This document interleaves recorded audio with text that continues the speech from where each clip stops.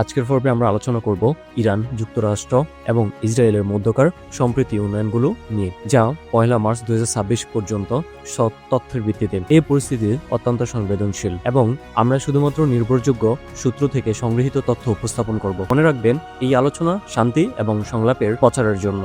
গত কয়েক সপ্তাহ ধরে ইরানের নিউক্লিয়ার প্রোগ্রাম নিয়ে যুক্তরাষ্ট্র এবং ইরানের মধ্যে আলোচনা চলছিল। গত সপ্তাহে ওমানের মধ্যস্থতায় জেনেভায় শেষ দফা আলোচনা শেষ হয়েছে কোনো চুক্তি ছাড়াই। এরপর 28 ফেব্রুয়ারি 2026 এ যুক্তরাষ্ট্র এবং ইসরায়েলের যৌথভাবে ইরানের সামরিক অভিযান শুরু করে। এতে ইরানের মিসাইল এবং নিউক্লিয়ার সাইটগুলোকে লক্ষ্য করা হয়েছে। ইরানের রাষ্ট্রীয় মিডিয়া নিশ্চিত করেছে যে তাদের supreme leader Ayatollah Ali Khamenei এবং অন্যান্য উচ্চপদস্থ কর্মকর্তাদের মৃত্যু হয়েছে এই অভিযানে।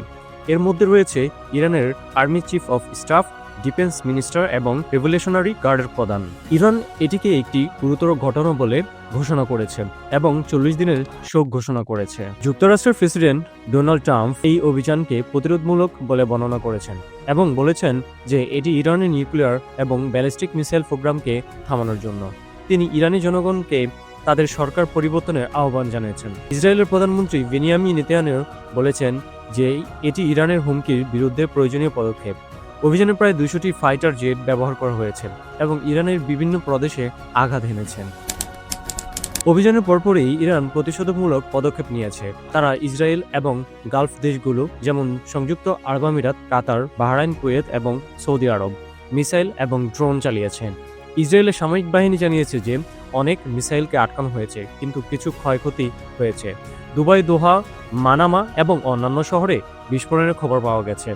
ইরানের পার্লামেন্ট স্পিকার বলেছেন যে তারা সকল সম্ভাব্য পরিস্থিতির জন্য প্রস্তুত। ইরান স্ট্রেইট অফ হরমুজ বন্ধ করে দিয়েছে রাশিয়া এবং চীনা জাহাজ ছাড়া। বিশ্ব নেতারা সতর্কতার সাথে প্রতিক্রিয়া জানিয়েছেন। চীন এবং রাশিয়া এই অভিযানকে সমালোচনা করেছেন এবং তাৎক্ষণিক যুদ্ধবিরতির আহ্বান জানিয়েছেন। অস্ট্রেলিয়া এবং কানাডা যুক্তরাষ্ট্রের পক্ষে সমর্থন জানিয়েছেন। ইউরোপীয় নেতারা যেমন যুক্তরাজ্য, ফ্রান্স এবং জার্মানি আলোচনার পুনরায় শুরুর আহ্বান জানিয়েছেন।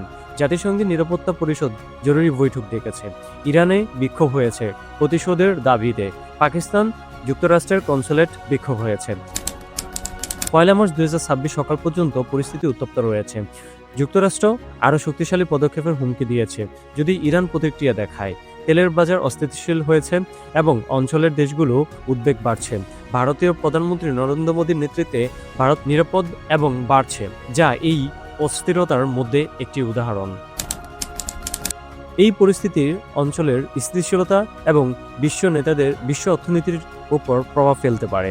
আমরা আশা করি সকল পক্ষ সংলাপের মাধ্যমে সমাধান খুঁজবে। MTT 360 এর সাথে থাকুন আরও আপডেট জানার জন্য।